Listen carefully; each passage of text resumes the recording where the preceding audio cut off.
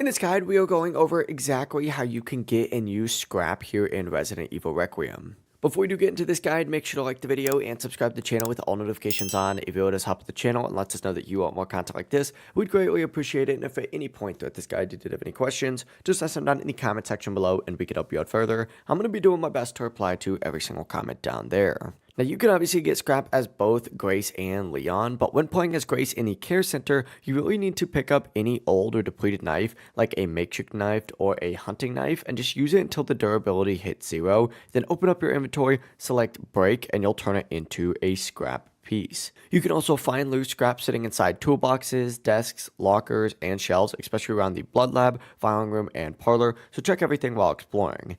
Later, when you do end up playing as Leyon, you can also earn extra scrap by smashing warped closets and broken crates during the RPD section, because scrap becomes extremely important for crafting. At really any crafting bench, you can combine scrap with infected blood to create powerful hemolytic injectors, which are key for taking down bosses like Chunk and unlocking the I Spy charm. You could also combine scrap with metal parts to repair and upgrade weapons and armor, making them last way longer, especially on insanity runs. So make sure you're stockpiling early. But if you guys did have any questions, just ask them down in the comment section below and we can help you out further. I'm going to be doing my best to reply to every single comment down there. Before you do leave this guide though, make sure to like the video and subscribe to the channel with all notifications on. If you would just help us out, let us know that you want more content like this. We'd greatly appreciate it. Have a great rest of your day though. Peace.